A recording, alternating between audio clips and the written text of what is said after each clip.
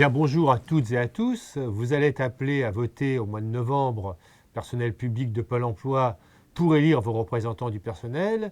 Et je voulais vous dire, au nom de l'Union fédérale des syndicats de l'État, combien il était important de soutenir et de voter pour les listes présentées par la CGT. Pourquoi ce choix? Parce que d'une part, la CGT, c'est l'organisation syndicale qui défend tout le temps et en tout lieu les missions publiques et les missions d'intérêt général. Nous sommes une organisation syndicale qui pensons et continuons à combattre pour que toutes ces missions publiques essentielles pour la population, pour les citoyens, pour le progrès social, ne soient pas assujetties aux règles du privé ou pire, ne soient pas transférées à la sphère marchande et à la loi du profit.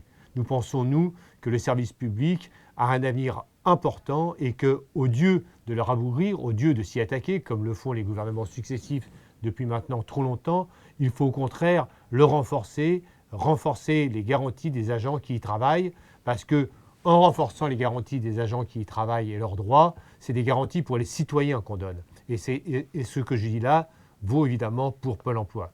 Ça, c'est le premier aspect. Le second, c'est que la CGT se bat évidemment pour des revendications essentielles pour tous les agents et a fortiori pour les agents publics. En particulier, en ce moment, il y a des batailles très importantes autour de l'emploi public.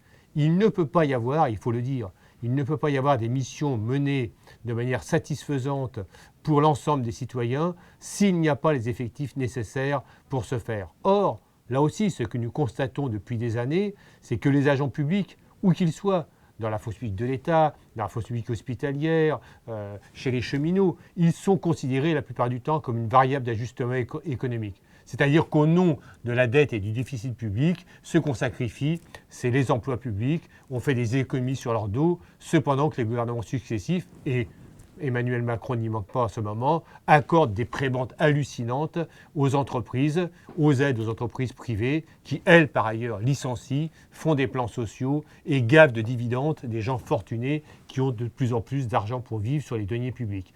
La CGT dit stop. Il faut conditionnaliser les aides aux entreprises et surtout, il faut nous réaffecter de l'argent à la sphère publique et en particulier pour créer les emplois nécessaires pour bien et mieux remplir les missions publiques et aussi, évidemment, pour améliorer les conditions de travail des agents publics qui exercent dans ces institutions si indispensables à notre société. Mais la CGT, c'est aussi, et on n'en rougit pas, on n'a pas de scrupules, c'est le syndicat de la feuille de paye. Et là aussi, ce à quoi on assiste, c'est que nous avons des gouvernements, et Macron n'y déroge pas non plus depuis 4 ans maintenant qu'il est au pouvoir, qui considèrent aussi que les salaires des fonctionnaires ne doivent pas être augmentés de manière générale. Non augmentation générale, et depuis maintenant près de 12 ans, la valeur du point d'indice, qui est le coefficient qui sert à payer plus de 5 millions de salariés dans ce pays, est gelée, entraînant des pertes de pouvoir d'achat tout à fait inédites et tout à fait considérables. Et ce gouvernement a décidé de geler la valeur du point encore pour 2022 et d'ailleurs plus largement refuse toute augmentation générale en y privilégiant des réformes catégorielles insuffisantes, lacunaires, qui créent plein d'oubliés, qui mettent en concurrence les salariés et aussi, il faut insister dessus, souvent par le biais de régimes indemnitaires dont on sait qu'ils sont aléatoires, qu'ils sont donnés à la gueule du client et il faut le dire aussi, qui par ailleurs accroissent les discriminations faites aux femmes, y compris en matière de rémunération.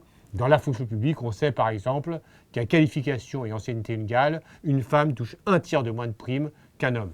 Voilà. Et donc la CGT, elle dit aussi, pas du tout. On doit arrêter ça. Il faut des augmentations générales. Il en faut partout. Il en faut aussi à Pôle emploi. Parce que reconnaître les agents publics, ça ne peut pas être que des discours. Ça ne peut pas être que des formules incantatoires au moment de la crise, de la pandémie, etc.